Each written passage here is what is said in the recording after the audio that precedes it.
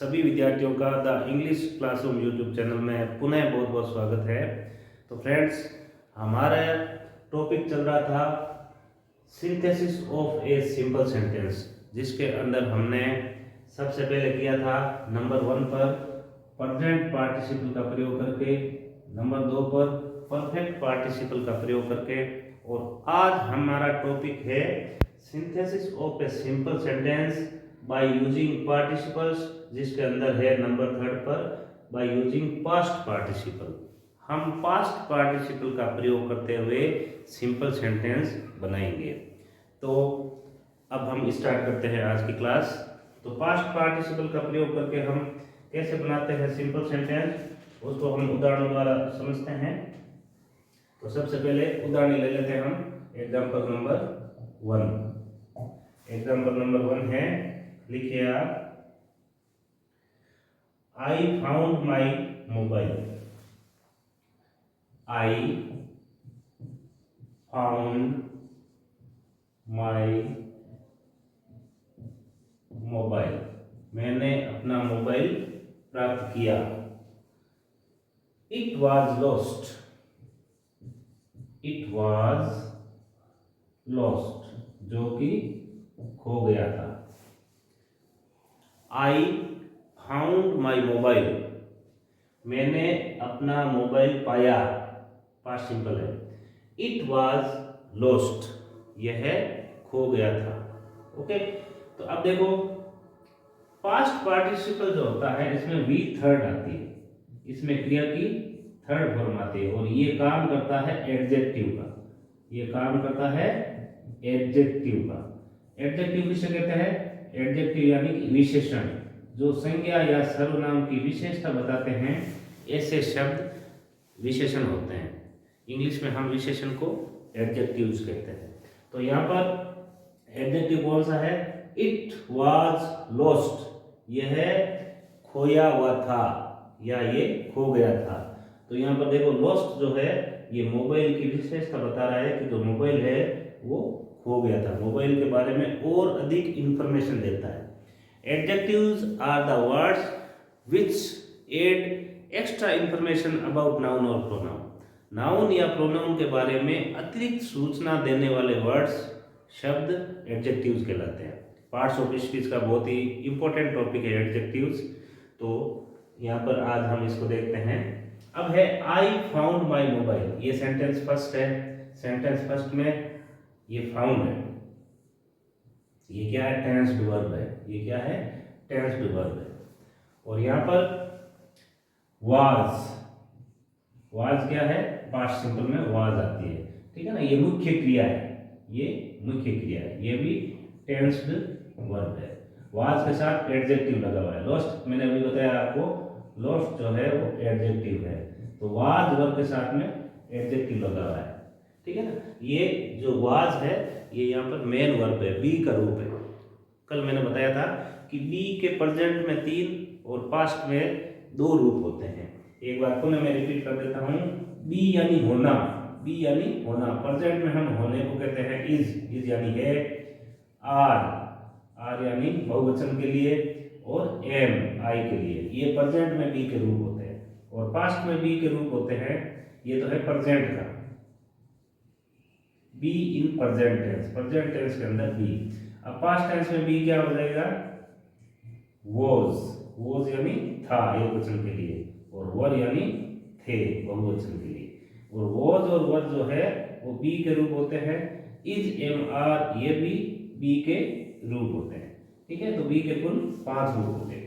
B यानी होना, B यानी होना, बी यानी होना, उसकी अवस्था बताता है।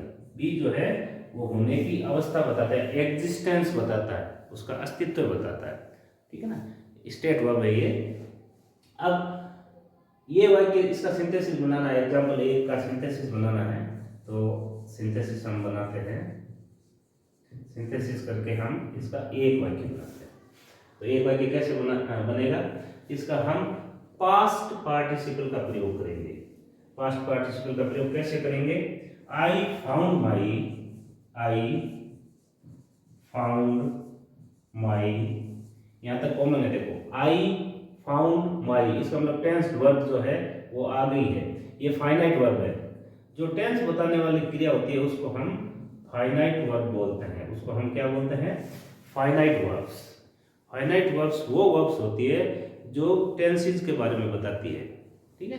तो यहाँ पर ये फाइनाइट वर्ब है, इसको हमने फाइनाइट वर्ब भी रखा है, आई फाउंड माई मोबाइल।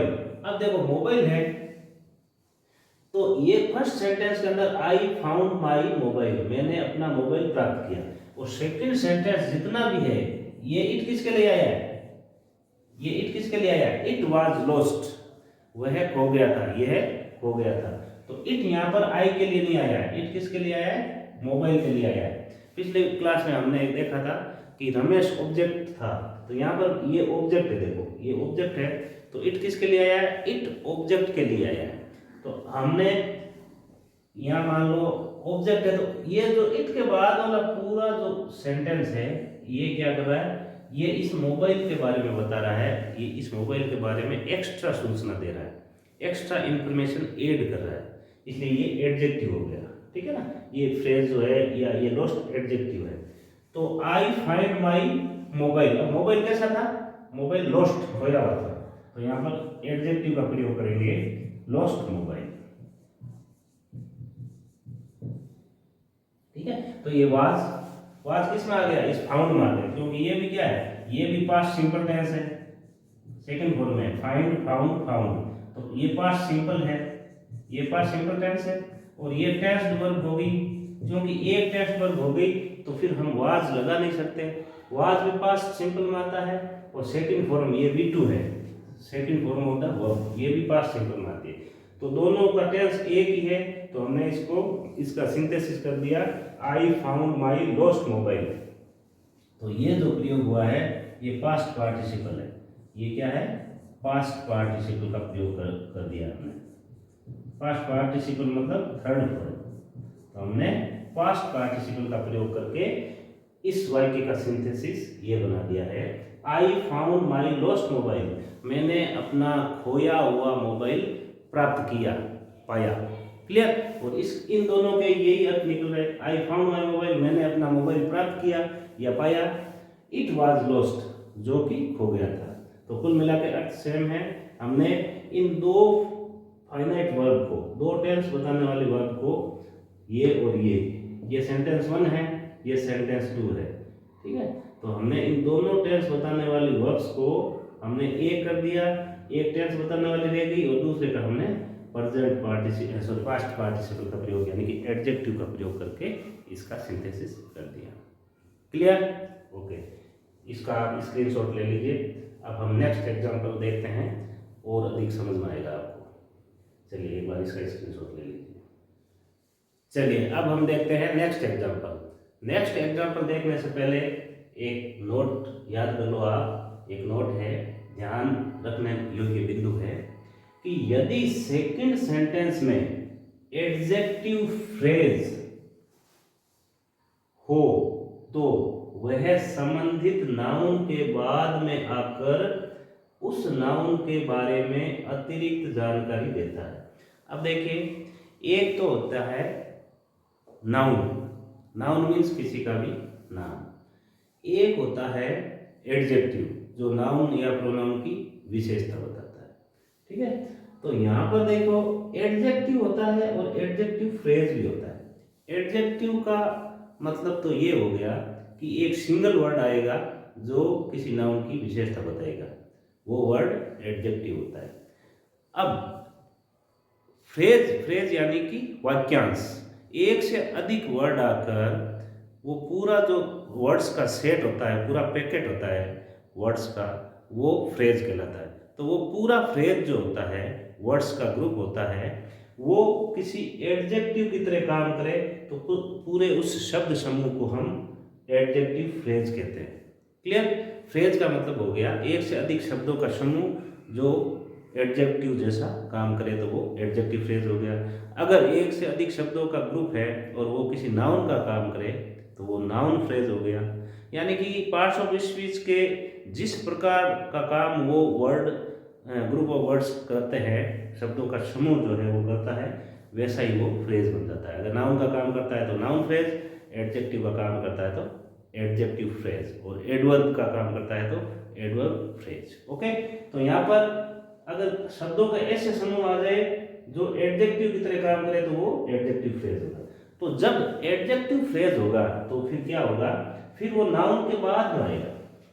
जब हम सिंथेसिस बनाएंगे तो वो संबंधित नाउन है, जिस नाउन के लिए वो फ्रेज आया है एडजेक्टिव का, या जिस नाउन की वो फ्रेज विशेषता बता रहा है, उसके बाद में आएगा, कोमा लग के उसके बाद में आ जाएगा, ताकि वो उस नाउन के बारे में और अधिक जानकारी दे सके, उस नाउन की विशेषता बता सके। ओके, तो अब देखो एक एग्जाम्पल लेते हैं, उससे ये एकदम स्पष्ट हो जाएगा। आई सो सम ट्रीज, मैंने कुछ ट्रीज यानी पेड़ देखे, मैंने कुछ पेड़ देखे। The trees were laden with fruits. The trees, देखो यहां पर तो केवल ट्री आया है, यहां पर द ट्रीज आया है। अब द ट्रीज मीन्स जो ट्रीज हम पहले बात कर चुके हैं, जिन ट्रीज की हम पहले बात कर चुके हैं, तो ये डेफिनेट आर्टिकल आ गया, है ना। द क्या है, ए एन दे, आर्टिकल का आपने यूज किया होगा। द जो है वो डेफिनेट आर्टिकल है, निश्चित आर्टिकल है। दे का प्रयोग तब करते हैं जब वाक्य में या पैराग्राफ में उसके बारे में पहले से हम चर्चा कर चुके हैं। तो यहाँ पहले ट्रीज आ गए, उन्हीं के लिए ये द ट्रीज है। The trees were laden with fruits, जो पेड़ थे वो फलों से लदे हुए थे। लेडन का मतलब हो गया लदे हुए, हिंदी में इसको बोलते हैं लदे हुए या भरे हुए, लदे हुए। या ट्रीज पौधे जो है वो फ्रूट्स यानी फलों से भरे हुए थे, फलों से लदे हुए थे। ओके, तो अब इसको हम ए करना है, इन दोनों को हमें ए करना है। और पहचान क्या है पास्ट पार्टिसिपल की? पास्ट पार्टिसिपल का प्रयोग करके हम सिंथेसिस तभी करेंगे जब कोई सेकंड क्लोज में, यहाँ पर सेकंड सेंटेंस है एक्चुअल में, सेकंड सेंटेंस के अंदर या तो एडजेक्टिव आ जाए जो पहले वाले वाक्य के नाउन की विशेषता बताए, या फिर एडजेक्टिव की तरह काम करने वाले शब्दों का समूह आ जाए जिसको हम एडजेक्टिव फ्रेज कहते हैं, तब हम पास्ट पार्टिसिपल का प्रयोग करते हैं। क्योंकि पास्ट पार्टिसिपल हकीकत में क्या होता है, ये हकीकत में एडजेक्टिव ही होता है, ये हकीकत में एडजेक्टिव ही होता है। पास्ट पार्टिसिपल एडजेक्टिव का काम करता है, विशेषता बताता है नाउन की, ना। तो अब इसका सिंथेसिस करते हैं। तो सिंथेसिस क्या हो जाएगा, आई सो, मैंने देखा, ठीक है। क्या देखा, some trees, same to same है, पहले वाला वाक्य पूरा उतार दिया। इसमें ये क्या है, so second form of the verb V2 है, यानी कि टेंस बताने वाली वर्ब है, यानी कि फाइनाइट वर्ब है। ये कैसी वर्ब है, ये फाइनाइट वर्ब है, फाइनाइट वर्ब है। ये टेंस बताने वाली वर्ब है, कौन है, ये सो। तो ये हो गई V2 सेकंड फॉर्म, यानी कि past simple tense. Second form स्वतंत्र रूप से अकेली बिना किसी सहायक क्रिया के कब आती है, पास्ट सिंपल टेंस में आती है। तो ये पास्ट सिंपल टेंस है, चूंकि ये पास्ट सिंपल टेंस है, इसका मतलब ये टेंस बता रही है, तो ये टेंस बताने वाली यानी कि टेंस्ड वर्ब होगी, जिसको हम फाइनाइट वर्ब भी कहते हैं। Okay, clear. आपको इस चीज का नॉलेज होना अति आवश्यक है कि कौन सी वर्ब है और कौन सी फाइनाइट है और कौन सी नॉन फाइनाइट है, क्योंकि सारा खेल ही फाइनाइट से नॉन फाइनाइट बनाने का है। दो वर्ब्स आपको फाइनाइट मिलेगी, उससे आपको नॉन फाइनाइट वर्ब बनानी पड़ेगी, बस यही खेल है सिंथेसिस में। ओके, तो अब ये हो गई, इधर ये वर्ब है, ये भी फाइनाइट वर्ब है, वर्ब, उसके बाद में एडजेक्टिव लेडन विद फ्रूट्स। देखो ये एडजेक्टिव फ्रेज की बात हो रही ना, तो ये पूरा जो है लेडन विद फ्रूट्स, ये पूरा एडजेक्टिव फ्रेज है, ये पूरा एडजेक्टिव फ्रेज है। यहाँ से लेकर ये पूरा लेडन विद फ्रूट्स, ये तीनों वर्ड्स मिलकर एक ग्रुप बना रहे हैं, और ये ग्रुप किसी एडजेक्टिव की तरह काम कर रहा है। So this is called adjective phrase. Okay, ये एडजेक्टिव फ्रेज कहलाता है। तो ये एडजेक्टिव फ्रेज आ गया। अब द ट्रीज ये सेम टू सेम ये है, तो एक बार आ गया तो इसको हमें दोबारा लिखने की जरूरत नहीं है। वर यानी थे, तो यहाँ पर भी सो यानी देखा, यानी कि सेम टेंस है, पास्ट सिंपल टेंस है, तो वर की भी जरूरत नहीं है हमें। आई सो सम ट्रीज, फिर कोमा लगाओ, देखो लिखा हुआ है नाउन के बाद में आकर नाउन के बारे में अतिरिक्त जानकारी देता है। तो नाउन ये आ गया, ट्रीज के बारे में बात हो रही है। और वो ट्रीज कैसे थे? वो ट्रीज थे लेडन विद फ्रूट्स, फलों से लदे हुए, laden with fruits, laden with fruits, फलों से लदे हुए थे। आई सो सम ट्रीज, मैंने कुछ ट्रीज देखे, पेड़ पौधे देखे, लेडन विद फ्रूट्स, फलों से लदे हुए। मैंने कुछ फलों से भरे हुए या फलों से लदे हुए पेड़ देखे। तो देखे, ये एक ही फाइनाइट वर्ब आ रही है। सो एक ही फाइनाइट वर्ब आ रही है। हमने क्या किया, इसको हमने मिक्स कर दिया किसके साथ? लेडन विद फ्रूट्स के साथ। ये पूरा एडजेक्टिव फ्रेज है, ये जो पूरा है ये एडजेक्टिव फ्रेज है। और ये जो एडजेक्टिव फ्रेज होता है ये क्या करता है? एडजेक्टिव का काम क्या होता है? एडजेक्टिव का काम होता है नाउन के बारे में गुणगान करना। नाउन कैसा है, मोटा है, पतला है, काला है, गोरा है, हैंडसम है, ब्यूटीफुल है, उसकी गुण और उनके दोषों के बारे में बताना। ठीक है ना? तो ये यहाँ गुण बता रहा है कि उसके वो फलों से लदे हुए थे, है ना? सूखे होते तो वो सूखे हुए थे, ऐसा आ जाता। तो ये एडजेक्टिव का काम होता है नाउन का गुणगान करना, नाउन के बारे में जानकारी रखना, नाउन की पूरी जन्म कुंडली रखना। ये काम कौन करते हैं? एडजेक्टिव्स करते हैं, या फिर एडजेक्टिव के जैसा काम करने वाले एडजेक्टिव फ्रेजेस करते हैं। ओके, तो ये एडजेक्टिव फ्रेज है। I saw some trees laden with fruits, मैंने कुछ फलों से लदे हुए पौधे देखे, ट्रीज पेड़ देखे, एक्चुअल में पौधे नहीं पेड़ देखे। अब देखो लेडन ये कौन सी फॉर्म है? ये थर्ड फॉर्म है। लेडन थर्ड फॉर्म है, यानी कि पास्ट पार्टिसिपल है। ये पास्ट पार्टिसिपल है और इसके साथ में कुछ वर्ड्स एक्स्ट्रा हो रहे हैं। तो कुल मिला के ये पास्ट पार्टिसिपल यानी कि एडजेक्टिव का काम कर दिया इसने क्या कर दिया? एडजेक्टिव का काम कर दिया। और ये पूरे वर्ड्स मिलकर एडजेक्टिव की तरह काम कर रहे थे। ये पूरे वर्ड्स, तीनों वर्ड्स, लेडन विद फ्रूट्स, ये है एडजेक्टिव फ्रेज, है ना? एडजेक्टिव जैसा अर्थ देने वाला वाक्यांश। Okay, clear? चलिए इसका स्नैपशॉट ले लीजिए आप। अब हम चलते हैं नेक्स्ट एग्जाम्पल की तरफ। ओके, अब हम सेकंड जो विधि है सिंपल सेंटेंस बनाने की, synthesis of a simple sentence बनाने की सेकंड विधि है, वो है बाय यूजिंग नॉमिनेटिव एब्सोल्यूट। हमने अभी जो 3 क्लासेस की है वो फर्स्ट विधि है। जो सिंपल सेंटेंस बनाने की प्रथम विधि थी वो थी बाय यूजिंग पार्टिसिपल्स। पार्टिसिपल्स का प्रयोग करके हमने सिंपल सेंटेंस बनाया था। 2 वर्ब्स को हमने एक वर्ब्स में कन्वर्ट किया था। अब हम सेकंड तरीका है कि 2 सेंटेंसेस को हम मान लो पार्टिसिपल का प्रयोग नहीं करके, या पार्टिसिपल का प्रयोग उन सेंटेंसेस में क्या होता था? सब्जेक्ट सेम होता था।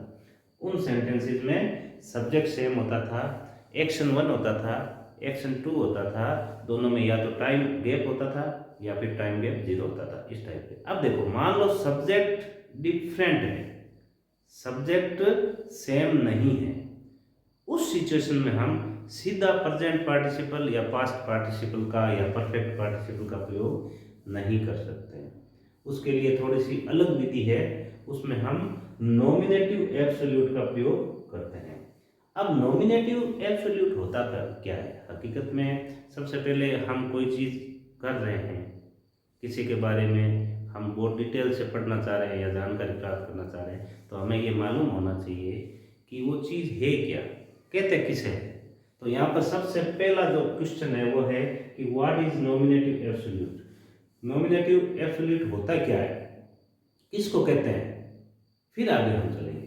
तो देखो हमने 3-4 क्लासेस पहले पढ़ा था टेंस चार्ट, और टेंस चार्ट से पहले वाली क्लास में, ठीक पहले वाली क्लास में हमने पढ़ा था प्रोनाउन चार्ट पढ़ा था।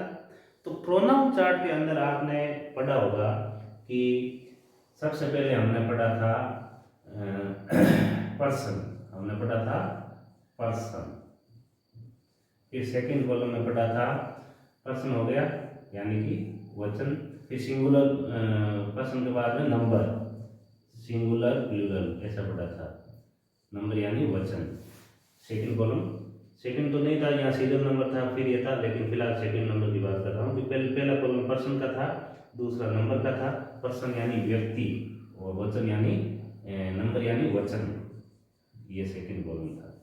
और थर्ड कॉलम था वो था सब्जेक्टिव केस। क्या था? Subjective case. सब्जेक्टिव केस बिल्कुल पढ़ा था, सब्जेक्टिव केस। फिर सब्जेक्टिव के बाद में क्या पढ़ा था? Objective case. फिर पढ़ा था पजेसिव केस। पजेसिव केस के अंदर भी दो पार्ट थे, एक था पजेसिव एडजेक्टिव, एक था पजेसिव प्रोनाउन। और जो लास्ट वाला कॉलम था वो था रिफ्लेक्सिव केस। ये प्रोनाउन के केसेस पढ़े थे। तो अब देखो यहाँ पर क्या है, थोड़ा सा मैं आपको स्पष्ट कर दूं कि सब्जेक्टिव केस जो होता है, कर्ता का सब्जेक्टिव रूप जो होता है, सब्जेक्टिव यानी वो कर्ता का रूप होगा, काम करने वाले के स्थान पर वाक्य के फर्स्ट में आएगा, शुरू में आता है सब्जेक्ट। लगभग सब्जेक्ट जो होता है वो शुरू में आता है 99%। तो सब्जेक्टिव केस जो होता है, सब्जेक्टिव केस होता है या सब्जेक्ट होता है, सब्जेक्ट होता है उसी का सब्जेक्टिव केस होगा। यानी कि जो क्रिया करेगा वो सब्जेक्ट होता है, कर्ता होता है, हिंदी में इसको हम कर्ता कहते हैं। तो क्रिया करने वाले को ही हम सब्जेक्ट कहते हैं, या क्रिया जिसके द्वारा पूर्ण की जाती है उसको हम सब्जेक्ट कहते हैं। कर्ता किसको कहते हैं? जो क्रिया को संपन्न करता है, पूर्ण करता है, किसी एक्शन को पूर्ण करता है, किसी कार्य को पूर्ण करता है, उसे तो हम सब्जेक्ट यानी कि कर्ता कहते हैं। तो ये सब्जेक्टिव केस किसका होता है? कर्ता का। अब इस सब्जेक्टिव केस जो कर्ता का होता है इसको हम कहते हैं नॉमिनेटिव। इसका एक नाम है नॉमिनेटिव केस। नॉमिनेटिव, नॉमिनेटिव हो गया, नॉमिनेटिव केस। इसको हम नॉमिनेटिव केस भी बोलते हैं। यानी कि नॉमिनेटिव क्या होता है? हकीकत में सब्जेक्टिव केस ही होता है, यानी कि सब्जेक्ट ही होता है। नॉमिनेटिव जो होता है, नॉमिनेटिव एब्सोल्यूट, यानी कि सब्जेक्ट जो क्रिया करता है तो वो पार्ट नॉमिनेटिव होता है। तो आप इसको सब्जेक्टिव कह दो या नॉमिनेटिव कह दो, यानी कि वाक्य के सब्जेक्ट से संबंधित होता है, यानी कि वाक्य का सब्जेक्ट ही होता है, यानी कि वाक्य का कर्ता ही होता है। नॉमिनेटिव जो होता है वो वाक्य में क्रिया को करने वाला होता है। अब देखो, अब नॉमिनेटिव एब्सोल्यूट का मतलब क्या हुआ? यहाँ पर आ रहा है नॉमिनेटिव एब्सोल्यूट। तो नॉमिनेटिव मीन्स कर्ता, मैंने यहाँ लिखा भी है कर्ता। तो नॉमिनेटिव का मतलब हो गया कर्ता, जो काम को करता है, यानी कि सब्जेक्ट, यानी कि सब्जेक्ट। तो यहाँ पर सब्जेक्ट यानी कि कर्ता इज इक्वल टू नॉमिनेटिव। आप इसको ऐसे याद रखो, जो कर्ता होता है वही नॉमिनेटिव होता है, उस कर्ता का ही नॉमिनेशन होता है। तो सब्जेक्ट जो होता है वही नॉमिनेटिव या नॉमिनेशन होता है उसका। तो अब नॉमिनेटिव एब्सोल्यूट का मतलब हो गया कि कर्ता को, नॉमिनेटिव का मतलब कर्ता और क्रिया का जो ग्रुप है उसको हम नॉमिनेटिव केस बोलते हैं। तो कर्ता को उसकी क्रिया से मुक्त करना। क्रिया को कौन करता है? आपने सेंटेंस देखा होगा कि सबसे पहले होता है सब्जेक्ट। पैटर्न क्या होता है? सेंटेंस सब्जेक्ट प्लस फिर हेल्पिंग वर्ब होता है, फिर वर्ब होता है, फिर ऑब्जेक्ट होता है, और फिर एक्स्ट्रा कोई भी चीज, अमूमन एडवर्ब्स आती है। तो यहाँ पर देखो सब्जेक्ट, सब्जेक्ट के साथ में क्या होगी? उसकी वर्ब होगी, हेल्पिंग वर्ब और वर्ब। इस पूरे से हमें टेंस का मालूम चलता है। ये पूरा पार्ट जो होता है ये वर्ब का पार्ट होता है। अब ये जो पार्ट है ये सब्जेक्ट से जुड़ा हुआ होता है, ये सब्जेक्ट से जुड़ा हुआ होता है। आपने पढ़ा होगा सब्जेक्ट वर्ब कॉन्कर्ड या सब्जेक्ट वर्ब अग्रीमेंट। अगर सब्जेक्ट सिंगुलर होता है तो इसकी वर्ब भी सिंगुलर आएगी, अगर सब्जेक्ट प्लूरल होता है तो इसकी वर्ब भी इस सब्जेक्ट के आधार पर आएगी, है ना। तो ये नॉमिनेटिव होता है। ये जो सिचुएशन बनती है इसको हम नॉमिनेटिव सिचुएशन कहते हैं, है ना। ये जो सिचुएशन है इसको हम नॉमिनेटिव सिचुएशन कहते हैं। अब नॉमिनेटिव को एब्सोल्यूट कर देना, एब्सोल्यूट यानी फिक्स कर देना, परमानेंट कर देना, स्वतंत्र कर देना, है ना। तो उसकी कर्ता जो है, कर्ता को यानी कि सब्जेक्ट को उसकी वर्ब से स्वतंत्र कर देना, यानी कि सब्जेक्ट से कैसा ही है ना। अभी तो नॉर्मल वाक्यों में क्या होता है, सब्जेक्ट और वर्ब, अगर सब्जेक्ट सिंगुलर है तो वर्ब भी क्या आएगी? सिंगुलर आएगी। सब्जेक्ट के आधार पर आती है वर्ब, है ना। लेकिन ये जो रिलेशन है, इस रिलेशन से इनको मुक्त कर देना, है ना। वर्ब अपने हिसाब से चलेगी, सब्जेक्ट अपने हिसाब से चलेगा, ठीक है। सब्जेक्ट सिंगुलर है, कोई मतलब नहीं है वर्ब को, वर्ब सिंगुलर है, सब्जेक्ट को कोई मतलब नहीं, यानी कि दोनों को एक दूसरे से स्वतंत्र कर देना, कर्ता को उसकी क्रिया से स्वतंत्र कर देना। कर्ता को उसकी क्रिया से स्वतंत्र करना ही नॉमिनेटिव एब्सोल्यूट कहलाता है। तो नॉमिनेटिव एब्सोल्यूट का मतलब आपको समझ में आ गया होगा। नॉमिनेटिव एब्सोल्यूट में हम किसी कर्ता को उसकी क्रिया से स्वतंत्र कर देते हैं। यहाँ स्वतंत्र करने का अर्थ है कि कर्ता अगर सिंगुलर है तो क्रिया सिंगुलर आती है, लेकिन हम उसको ऐसे तरीके से उसको चेंज करेंगे कि फिर कर्ता अगर सिंगुलर है तो भी क्रिया अपने आप में अलग रहेगी, क्रिया अगर सिंगुलर है तो कर्ता अलग रहेगा, यानी कि दोनों का जो कॉम्बिनेशन है उससे स्वतंत्र करना, उसको एब्सोल्यूट कर देना, है ना। तो नॉमिनेटिव एब्सोल्यूट का मतलब होता है कर्ता को उसकी क्रिया से स्वतंत्र कर देना। और जब हम कर्ता को किसी क्रिया से स्वतंत्र करते हैं तो फिर वो क्या हो जाएगा, टेंस्ड वर्ब तो वो नहीं होगी, टेंस बताने वाली वर्ब वो फिर नहीं रहेगी। यहाँ कर्ता को क्रिया से स्वतंत्र करने का अर्थ है कि क्रिया को फाइनाइट से नॉन फाइनाइट में बदल देना। टेंस बताने वाली क्रिया होगी ये, इसको हमें टेंस नहीं बताने वाली यानी कि नॉन फाइनाइट वर्ब में बदल देंगे। और वो नॉन फाइनाइट में बदलेंगे कैसे, वो हम अभी सीखेंगे। तो ये टॉपिक क्लियर है, what is nominative absolute, nominative absolute क्या होता है, क्लियर है। ओके, अब हम चलते हैं नेक्स्ट। इसका आप स्नैप ले सकते हैं, एक बार स्नैप ले लीजिए, उसके बाद में हम चलते हैं एग्जाम्पल की तरफ। चलिए अब हम ये सीखते हैं कि नॉमिनेटिव एब्सोल्यूट बनाते कैसे हैं। अभी तक हमने सीखा कि नॉमिनेटिव एब्सोल्यूट होता क्या है। तो नॉमिनेटिव एब्सोल्यूट मीन्स कर्ता को उसकी क्रिया से स्वतंत्र कर देना ही नॉमिनेटिव एब्सोल्यूट कहलाता है, ठीक है ना। Free the verb from its subject या free the subject from its verb. Subject को उसकी क्रिया से मुक्त करना या क्रिया को उसके सब्जेक्ट से मुक्त करना ही नॉमिनेटिव एब्सोल्यूट कहलाता है। अब नॉमिनेटिव एब्सोल्यूट बनाने के कितने तरीके हैं, कैसे बनाते हैं, किस सिचुएशन में नॉमिनेटिव एब्सोल्यूट का प्रयोग होता है, ये चीज हम आगे क्लियर करने वाले हैं। तो देखो नॉमिनेटिव एब्सोल्यूट हम दो तरीके से बनाते हैं। नॉमिनेटिव एब्सोल्यूट हम दो तरीके से बनाते हैं। एक तो प्रेजेंट पार्टिसिपल का प्रयोग करके, जिसका हमने सिंपल सेंटेंस बनाते समय बाय यूजिंग प्रेजेंट पार्टिसिपल में बहुत ही विस्तार से किया है, लगभग उससे मिलता जुलता है, थोड़ा सा डिफरेंस है। सेकंड वही परफेक्ट पार्टिसिपल का प्रयोग करके हम नॉमिनेटिव एब्सोल्यूट का प्रयोग करते हैं। अब आप कहोगे सर प्रेजेंट पार्टिसिपल का प्रयोग और परफेक्ट पार्टिसिपल का प्रयोग तो हमने अभी किया ही था, बाय यूजिंग पार्टिसिपल्स में किया था, तो फिर यहाँ क्या नॉमिनेटिव एब्सोल्यूट आ गया। तो उन वाक्यों में और इन वाक्यों में क्या डिफरेंस होगा, आपको जो दो वाक्य देंगे, दो सेंटेंस देंगे, जिसको जोड़कर हमें उसका सिंथेसिस करके एक वाक्य बनाना है, उनकी दो फाइनाइट वर्ब्स को, दो टेंस बताने वाली वर्ब्स को एक टेंस बताने वाली वर्ब्स यानी कि एक फाइनाइट वर्ब में चेंज करना है, तो सिंपल सेंटेंस बनाना है। तो सिंपल सेंटेंस बनाने के लिए हमने ये तो किया है पहले, प्रेजेंट पार्टिसिपल और परफेक्ट पार्टिसिपल का प्रयोग। फिर नॉमिनेटिव एब्सोल्यूट में क्या है, तो उसमें और इसमें क्या डिफरेंस है वो बताता हूँ। देखो हमने बाय यूजिंग पार्टिसिपल्स में प्रेजेंट पार्टिसिपल का प्रयोग किया था, परफेक्ट पार्टिसिपल का भी प्रयोग किया था, और पास्ट पार्टिसिपल एज एडजेक्टिव का भी प्रयोग किया था। पास्ट पार्टिसिपल का तो इसी क्लास में हमने अभी शुरू में किया था। तो उसमें और इसमें डिफरेंस ये होता है कि उनमें जो दो सेंटेंस आपको दिए हुए होते हैं उनका सब्जेक्ट सेम होता था, लेकिन यहाँ पर दोनों वाक्यों का सब्जेक्ट डिफरेंट होगा। आपको चेक करना है परीक्षा में कि सब्जेक्ट सेम है या डिफरेंट है। अगर सब्जेक्ट सेम नहीं है तो फिर हम नॉमिनेटिव एब्सोल्यूट का प्रयोग करेंगे, सब्जेक्ट सेम है तो हम यूजिंग पार्टिसिपल सीधा ही प्रयोग कर लेंगे। ओके, तो ये फर्क है।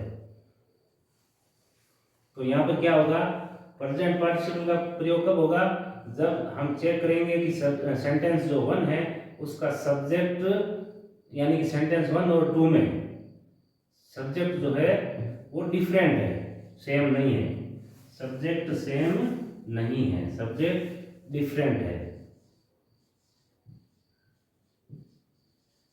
डिफरेंट है, भिन्न भिन्न है, अलग अलग है। एक तो ये सिचुएशन चेक करनी है, एक वही एक्शन 1 और एक्शन 2 तो होना ही है, तो एक्शन 1 भी होगा उसमें और सेकंड में एक्शन 2 होगा, लेकिन दोनों के बीच में टाइम का जो गैप है वो नहीं होना चाहिए। यानी कि टाइम गैप, वही आपको पता है कि प्रेजेंट पार्टिसिपल का प्रयोग हम तभी करते हैं जब टाइम गैप 0 होता है, दोनों एक्शंस के बीच में टाइम गैप 0 होता है, यानी कि टाइम गैप की अनुमति नहीं होती है, हम टाइम नहीं ले सकते। सेकंड वाक्य फर्स्ट वाक्य में जो एक्शन घटता है उसके बाद में जस्ट सेकंड वाक्य घटेगा, उसको टाइम लेने की अनुमति या टाइम नहीं ले सकता, क्योंकि सिचुएशन ही ऐसी होती है।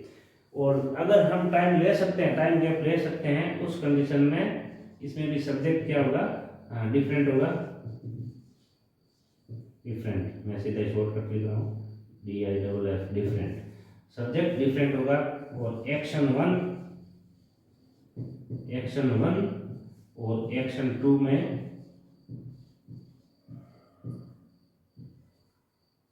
एक्शन 2 के अंदर हम टाइम गैप ले सकते हैं, यानी कि टाइम गैप होता है, time gap, yes, time gap होता है, यानी कि फर्स्ट एक्शन के होने के बाद में सेकंड ऑप्शन हाथों हाथ घटित हो ये जरूरी नहीं है, उस सिचुएशन में हम परफेक्ट पार्ट। तो ये तो सिचुएशन सेम ही बनती है केवल इसमें, और पार्टिसिपल्स के प्रयोग से और नॉमिनेटिव एब्सोल्यूट के प्रयोग से सिंपल सेंटेंस बनाते वक्त फर्क क्या है, ये चीज सेम होती है। प्रेजेंट पार्टिसिपल टाइम गैप 0 में आता है, perfect participle time gap yes, यानी टाइम गैप जिसमें होता है उसमें आता है, केवल सब्जेक्ट का डिफरेंट है, ये भी है उसमें, और इसमें फर्क यही है कि उनमें सब्जेक्ट सेम होता है, फर्स्ट और सेकंड सेंटेंस का सब्जेक्ट सेम होता है, तब हम सीधा ही पार्टिसिपल का प्रयोग करते हैं।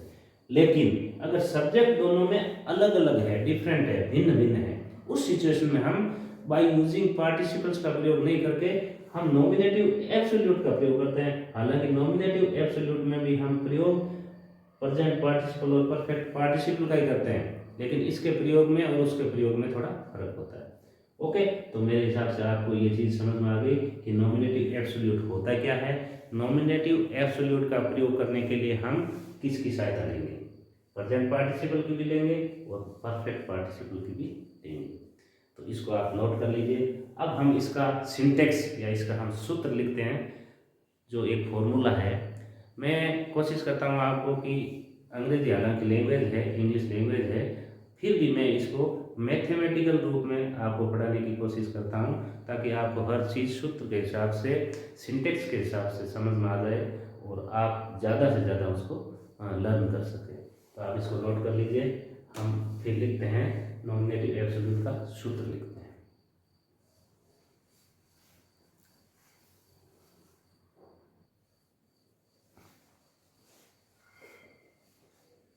चलिए, अब हम आते हैं इसके सूत्र पर, इसके सिंटेक्स पर। नॉमिनेटिव एब्सोल्यूट बनाते समय हम किस सिंटेक्स को फॉलो करते हैं, किस सूत्र को फॉलो करते हैं, वो हम सीखते हैं। तो नॉमिनेटिव एब्सोल्यूट बनाने के लिए या नॉमिनेटिव एब्सोल्यूट से सिंथेसिस करने के लिए हम सबसे पहले यूज करते हैं, सबसे पहले लिखते हैं नॉमिनेटिव एब्सोल्यूट को। नॉमिनेटिव एब्सोल्यूट मीन्स कर्ता को, नॉमिनेटिव एब्सोल्यूट मीन्स कर्ता को। सबसे पहले हम क्या करेंगे, नॉमिनेटिव एब्सोल्यूट को लिखेंगे, नॉमिनेटिव एब्सोल्यूट। ओके, अब नॉमिनेटिव एब्सोल्यूट होगा कौन, यानी कि सब्जेक्ट, सेंटेंस 1 का सब्जेक्ट होगा, कर्ता। सब्जेक्ट मीन्स जो कार्य को पूर्ण कर रहा कर्ता हो। तो सबसे पहले हम कर्ता लिखेंगे, यानी कि नॉमिनेटिव एब्सोल्यूट लिखेंगे। ओके, अब सेकंड 2 नंबर पर हम लिखेंगे पार्टिसिपल्स। अब पार्टिसिपल्स हम देख लेंगे, 2 तरह के होते हैं, एक तो प्रेजेंट पार्टिसिपल का यूज होता है इसमें, एक परफेक्ट पार्टिसिपल का प्रयोग होता है।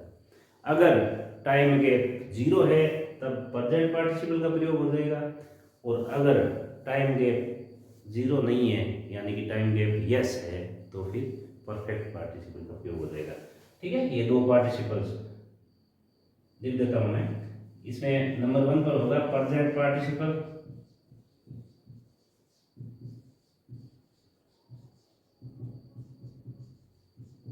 अगर टाइम गैप 0 है तो। और सेकंड सिचुएशन में होगा परफेक्ट पार्टिसिपल। परफेक्ट पार्टिसिपल का प्रयोग होगा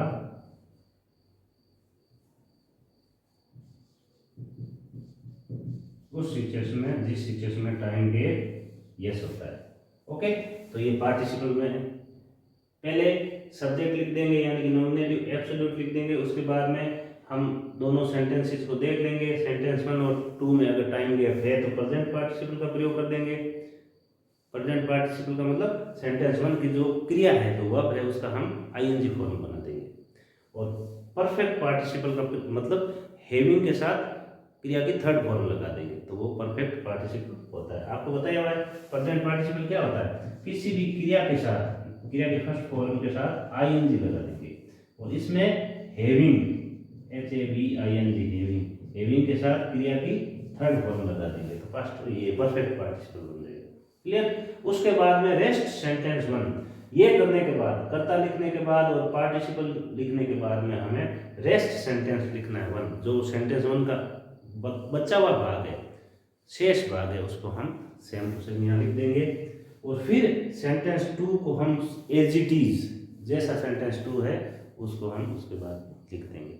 तो ये जो पूरा सेंटेंस बनेगा ये बनेगा सिंपल सेंटेंस, क्योंकि इसमें हमें एक ही वर्ब मिलेगी, बाकी का हमने पार्टिसिपल में चेंज कर दिया है, यानी कि नॉमिनेटिव को एब्सोल्यूट कर दिया है। तो सेंटेंस 2 वाली फॉर्म में मिलेगी, 2 वाली जो वर्ब होगी वही फाइनाइट वर्ब होगी, और पूरा सेंटेंस बन जाएगा simple sentence. Synthesis of a simple sentence by using nominative absolute. Okay okay. अब नेक्स्ट हम एग्जांपल लेते हैं, इसको आप नोट कर लीजिए अपने रजिस्टर में।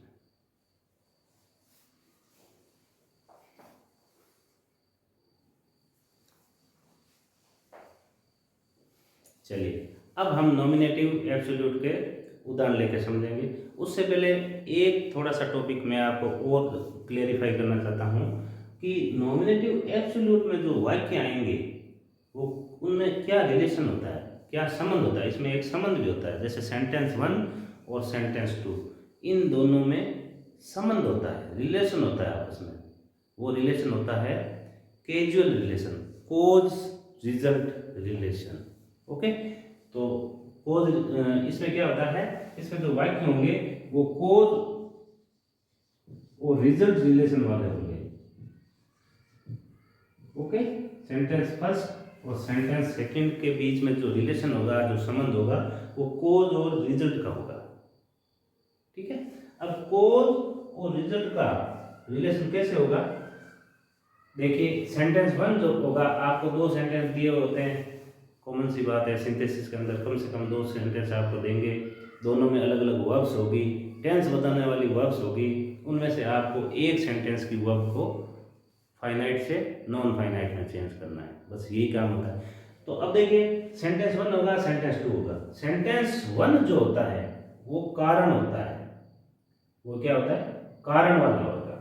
और सेंटेंस 2 जो होगा वो रिजल्ट वाला होगा, यानी कि उस कारण के कारण जो परिणाम वाला होगा, इसको हम बोलते हैं कोज रिजल्ट। कैसे, अब देखो सेंटेंस 1 में क्या होगा, सब्जेक्ट होगा, सब्जेक्ट 1, फिर उसमें वर्ब भी होगी, फिर उसका ऑब्जेक्ट भी होगा, है ना, प्लस कुछ एक्स्ट्रा भी होगा। इसी टाइप से ये हो गया सेंटेंस 1। अब इसके साथ में सेंटेंस 2 को जोड़ना है आपको, तो सेंटेंस 2 के अंदर क्या हो जाएगा आपके, इसमें भी क्या होगा, सब्जेक्ट होगा, सब्जेक्ट 2, और वर्ब 2, सेकंड वर्ब, यानी कि सब्जेक्ट 2 का मतलब सेकंड सेंटेंस, सेंटेंस 2 का सब्जेक्ट, सेंटेंस 2 की वर्ब, सेंटेंस 2 का ऑब्जेक्ट और कुछ एक्स्ट्रा। यही होता है नॉर्मली एक्टिव वॉइस सेंटेंस, यही होता है, subject plus helping verb plus verb plus object. ठीक है, तो ये हो गया। अब यहाँ पर जो फर्स्ट पहली क्रिया है, सब्जेक्ट, इसको 1 लिख लो आप, ये जो पहली वाले सेंटेंस की क्रिया है और ये दूसरे वाले सेंटेंस की क्रिया है। तो ये पहले वाली क्रिया जब घटित होगी, पहले वाली क्रिया के कारण, तो ये क्या बताएगी, कारण बताएगी, यानी कि कोज, इंग्लिश में हम कारण को कहते हैं कोज। और इसके कारण, पहले वाली क्रिया के कारण दूसरे वाली क्रिया घटती है, तो दूसरे वाली क्रिया क्या बताएगी? रिजल्ट बताएगी, परिणाम बताएगी, रिजल्ट यानी परिणाम। तो इनके बीच में दोनों सेंटेंस जो आपको दिए हुए होते हैं, उन दोनों सेंटेंसेस के बीच में कोज रिजल्ट का संबंध होगा। कैसा संबंध होगा? कोज रिजल्ट, कारण और परिणाम वाला संबंध होगा। इस टाइप के सेंटेंस है ये भी ध्यान रखना है आपको। ओके, तो इसको एक बार आप अपने डायग्राम जो आपके सामने दिखाई दे रहा है, इसको आप अपने रजिस्टर में नोट डाउन कर लीजिए।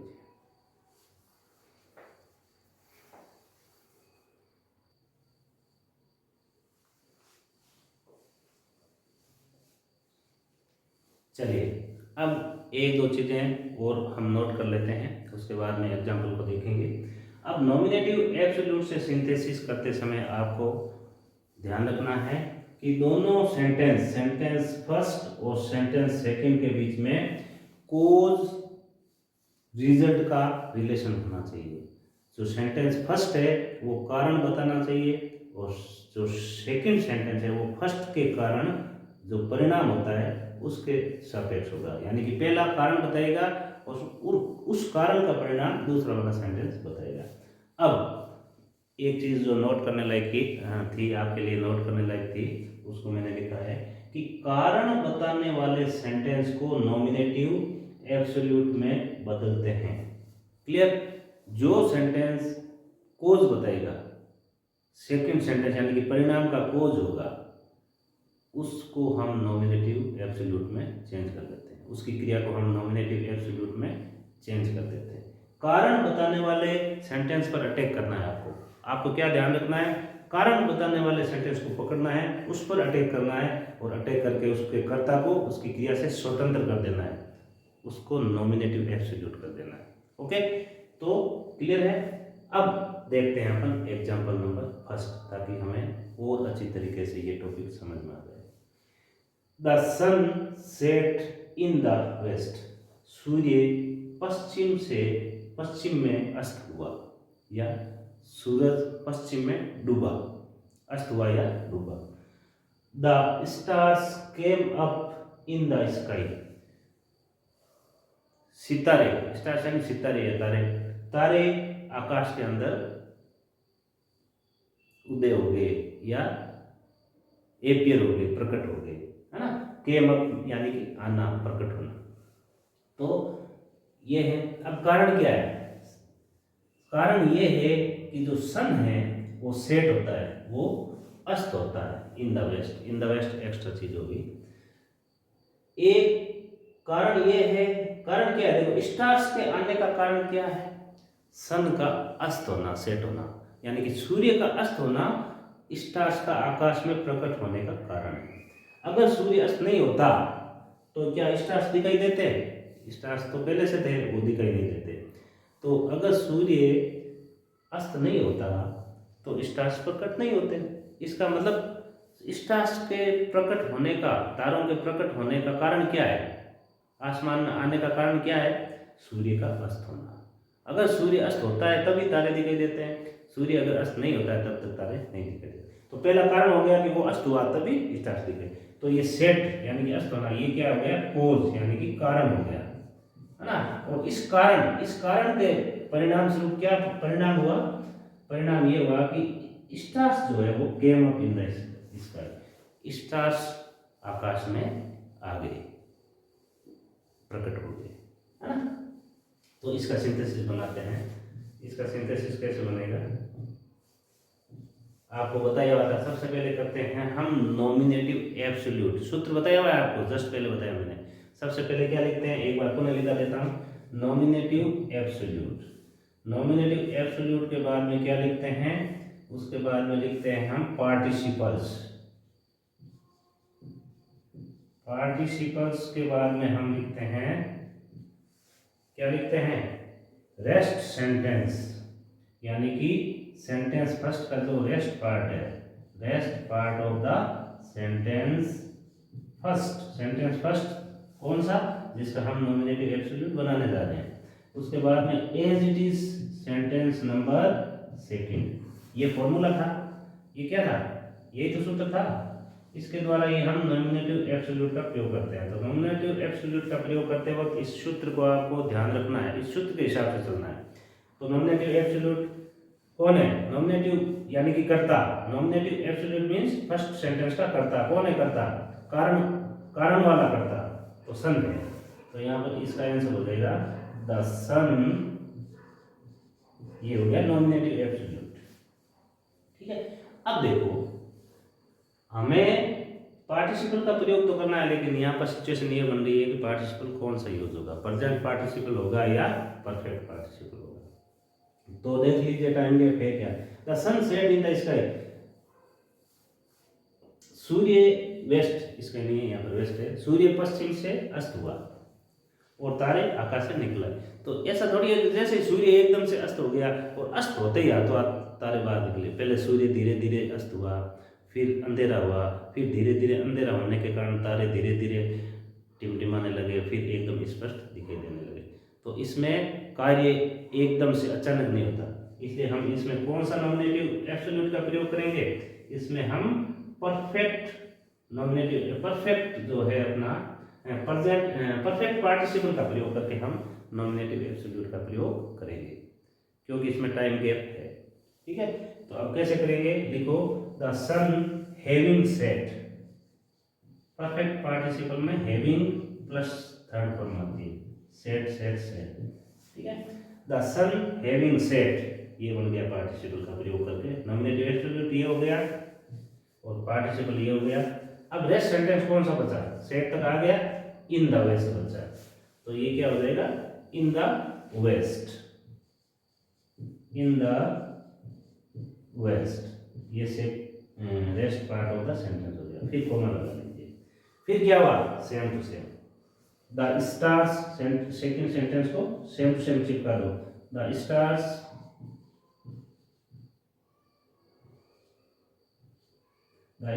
came up. The stars came up in the sky. In the sky. ये बन गया आपका synthesis. The sun having set in the west. सूरज पश्चिम में डूब गया या सूरज पश्चिम में अस्त हो गया। आपको पता है कि हैविंग प्लस वी थर्ड, इसमें क्या हुआ? ये वी थर्ड है, क्रिया की थर्ड फॉर्म है। हैविंग के साथ जब क्रिया की थर्ड फॉर्म का प्रयोग किया जाता है तो कार्य पूर्ण हो जाता है, पूर्णता को बताता है, परफेक्शन को बताता है, इसीलिए इसको हम परफेक्ट पार्टिसिपल बोलते हैं। तो सूर्य के पश्चिम में अस्त हो जाने के बाद या हो जाने पर the stars came up in the sky, सितारे या तारे आसमान में आ गए, आसमान में प्रकट हो गए। ओके, तो इस टाइप से इसको आप नोट करना चाहो तो कर लो। हम नेक्स्ट एग्जांपल और लेते हैं। आज इस नॉमिनेटिव एब्सोल्यूट के चैप्टर को हम पूर्ण कर लेते हैं। ओके, तो इसको आप नोट कर लीजिए। चलिए अब हम नेक्स्ट एग्जांपल देखते हैं। नेक्स्ट एग्जांपल है the sun rose. Rose means उदय हुआ। पहले देखिए ये इसका होता है राइज, राइज, रोज, राइजर, ये थर्ड फॉर्म होती है। ये थर्ड फॉर्म है, ये V2 सेकेंड फॉर्म है और ये फर्स्ट फॉर्म है। ठीक है, तो यहाँ पर रोज आया यानी कि ये V2 है, पास्ट सिंपल टेंस है, टेंस बताने वाली वर्ब आ गई है। सेकंड में देखो ये द सन है, इसमें द फोग है, दोनों सब्जेक्ट अलग अलग हो रहे हैं ना। ये सब्जेक्ट वन अलग है, सब्जेक्ट वन है, ये सब्जेक्ट फर्स्ट है और ये सब्जेक्ट द फोग यानी कि कोहरा, ये सब्जेक्ट सेकंड है ना। अब ये काम तो नहीं कर रहा लेकिन सब्जेक्ट की तरह है, इसीलिए इसको हम नॉमिनेटिव देते हैं। ये सब्जेक्ट सेकंड है। अब डिसअपीयर्ड यानी कि गायब हुआ, तो ये भी V2 है, ये भी टेंस बताने वाली वर्ब है और ये भी क्या है? V2 है, यानी कि टेंस पास्ट सिंपल है, टेंस बताने वाली वर्ब है। तो अब रोज और डिसअपीयर्ड इन दोनों में से एक क्रिया पर अटैक करना है, उसको हम नॉमिनेटिव एब्सोल्यूट का प्रयोग करने जा रहे हैं। कौन सी पे करेंगे बताओ? किस पर करेंगे? उस क्रिया पर करेंगे जो कारण बता रही है, यानी कि कारण वाले सेंटेंस को हम नॉमिनेटिव एब्सोल्यूट में चेंज करेंगे। तो यहाँ पर कारण कौन है? सूर्य उदय होता है तो कोहरा गायब हो जाता है, यानी कि सूर्य उदय हुआ, कोहरा गायब हो गया। तो पहले कारण क्या था? सूर्य का उदय होना। कोहरे के गायब होने का कारण क्या था? सूर्य का उदय होना। तो पहले ये कोज है, कारण बताने वाला है। ये जो सेंटेंस फर्स्ट है ये क्या बता रहा है? ये कारण बता रहा है। और सेकंड क्या है? उसका रिजल्ट है।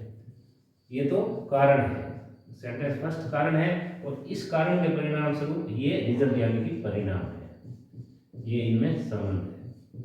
ओके, तो अब क्या करना है? हमें नॉमिनेटिव एब्सोल्यूट का प्रयोग करना है। तो सबसे पहले आपको पता ही है नॉमिनेटिव एब्सोल्यूट में क्या आता है? सबसे पहले आता है नॉमिनेटिव एब्सोल्यूट, यानी कि जो कारण बता रहा है उस सेंटेंस का कर्ता। तो कारण बताने वाले का कर्ता कौन है? The sun, subject first. तो यहाँ आ जाएगा द सन आ गया। उसके बाद में ये क्या आ गया? ये नॉमिनेटिव एब्सोल्यूट आ गया। अब हमें क्या चाहिए? अब हमें चाहिए पार्टिसिपल। सूत्र याद कर लो, nominative absolute plus participle plus rest sentence 1 plus sentence 2 as it is. Okay, तो द सन आ गया। उसके बाद में क्या क्या आएगा? अब देखो वही सिचुएशन है, सेम टू सेम, कि सूर्य उदय होते ही हाथों हाथ दौड़ गई क्या कोहरा? सूर्य उदय होते ही हाथों हाथ कोहरा दौड़ जाता है क्या? या कुछ टाइम लगता है? कुछ टाइम लगता है। कुछ टाइम लगता है तो टाइम गैप जीरो नहीं है। इसका मतलब कौन सा पार्टिसिपल यूज होगा? परफेक्ट पार्टिसिपल यूज होगा। तो यहाँ पर परफेक्ट पार्टिसिपल बनाते हैं तो ये हो जाएगा हैविंग। परफेक्ट पार्टिसिपल के बारे में मैंने आपको बताया कि हैविंग के साथ वी थर्ड लगाना है। तो वी थर्ड कौन सा है? राइज, रोज, राइजन, राइजन, है ना? प्लस, तो चलो सूत्र में लगाते हैं। यहाँ पर तो मैं सीधा ही लिख देता हूँ आपको, वाक्य बना रहे हैं तो द सन हैविंग राइजन, सूर्य के उदय होने पर या सूर्य के उदय होने के कारण, है ना? कारण भी लिख सकते हो आप। क्या हुआ? तो ये तो आ गया पूरा, है ना? द सन हैविंग राइजन, तो इसका हो गया नॉमिनेटिव एब्सोल्यूट।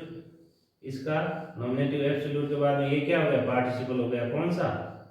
ये पार्टिसिपल। और कौन सा पार्टिसिपल है? ये प्रेजेंट नहीं है, प्रेजेंट में आईएनजी आती है, ये पास्ट पार्टिसिपल है। ठीक है, पास्ट पार्टिसिपल का प्रयोग हो गया। तो द सन हैविंग राइजन, यानी कि सेंटेंस 2 का पार्ट तो बचा ही नहीं, राइजन तक आ गया। द फॉग डिसअपीयर्ड, सीधे लिख दो। द बड़ा है, टी बड़ा है क्योंकि यहाँ फुल स्टॉप था, यहाँ पर कॉमा है तो ये छोटा आ जाएगा। बाकी same to same, the fog disappeared.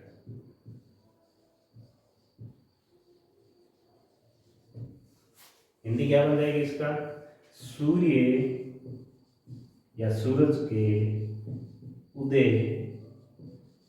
होने पर या होने के कारण, है ना, कोहरा गायब हो गया, कोहरा दौड़ गया, कोहरा गायब हो गया। ये बन गया आपका नॉमिनेटिव एब्सोल्यूट का प्रयोग करके सिंथेसिस सेंटेंस। तो प्यारे विद्यार्थियों, ये आज का टॉपिक आपको कैसा लगा? कमेंट बॉक्स में एक बार अपना कमेंट करके ज़रूर लिखें। मैं आपको जितनी सरल भाषा में हो सकता है उतना आपको विषय वस्तु इंग्लिश की कोई भी कंटेंट है उसको समझाने की कोशिश करता हूँ। तो मुझे उम्मीद है कि आपको मेरी भाषा शैली या जो समझाने का तरीका है वो सूट करेगा। और जहाँ तक मेरा आइडिया है, मैं जो भी बता रहा हूँ वो आपको 100% लर्न हो रहा है, आप 100% उस चीज़ को पकड़ कर रहे हो। तो अब आज क्लास लंबी हो रही है तो आज हम इस क्लास को यहीं विराम देना चाहते हैं। नेक्स्ट वीडियो में हम 2-4 एग्जाम्पल इसके नॉमिनेटिव एब्सोल्यूट के और करेंगे और उसके बाद में नेक्स्ट वाला चैप्टर लेंगे। तो आप अपनी परीक्षा में लगातार तैयारी करते रहिए, आप एकाग्रता के साथ पढ़ते रहिए, रिवीजन करते रहिए। इन्हीं शुभकामनाओं के साथ आज हम यहीं पर इस क्लास को विराम दे रहे हैं। Good night.